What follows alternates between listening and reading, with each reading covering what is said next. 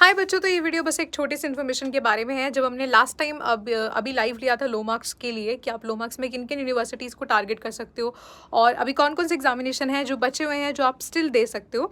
तो वहाँ पे काफ़ी सारे बच्चों को सेम डाउट था कि क्या मैम हम लो स्कोर के साथ हमारा जो पेड सीट होती हैं या फिर हमारी जो स्पॉट राउंड होते हैं या फिर हमारी जो मिड एंट्री होती है उनके अंदर एडमिशन ले सकते हैं या फिर नहीं।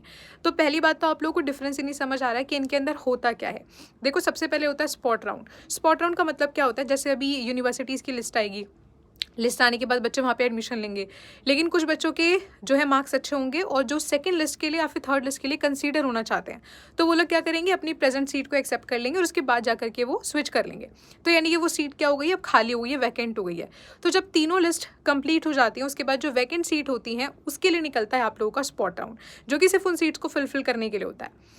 नेक्स्ट हमारे पास आता है मिड एंट्री। मिड एंट्री का मतलब होता है जैसे अभी CSS पोर्टल खुलेगा दिल्ली यूनिवर्सिटी का, वैसे अलग अलग यूनिवर्सिटीज़ का अपना अपना रजिस्ट्रेशन स्टार्ट हो जाएगा।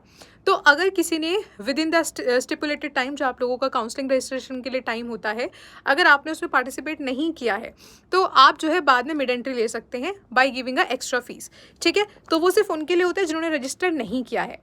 और उसमें एक सबसे बड़ी चीज़ ये होती है कि अगर आपको जो भी सीट उसके अंदर मिलेगी फिर आपको वो एक्सेप्ट करनी ही पड़ेगी। आपके पास कोई ऑप्शन नहीं होगा उसको चूज़ नहीं करने का या फिर चेंज करने का। नेक्स्ट अपने पास आती है पेड सीट। तो पेड सीट का जो ऑप्शन होता है वो सारी यूनिवर्सिटीज़ में अवेलेबल नहीं होता है, वो फिलहाल के लिए सिर्फ BHU के अंदर अवेलेबल है। तो BHU के अंदर क्या होता है, मान लो कि जो भी कट ऑफ आपकी आई है उस कट ऑफ में बहुत कम मार्क्स से आप लोग जो है मार्जिन से छूट गए हो, तो ऐसे बच्चे जो हैं वो पेड सीट को ले सकते हैं जिसमें आप लोगों की फ़ीस ज़्यादा होती है। लेकिन इस तरीके का जो क्राइटेरिया है वो JNU और DU में नहीं है। तो आई होप सो कि आप लोगों को कन्फ्यूजन इन तीनों के बीच में क्लियर हो गया होगा।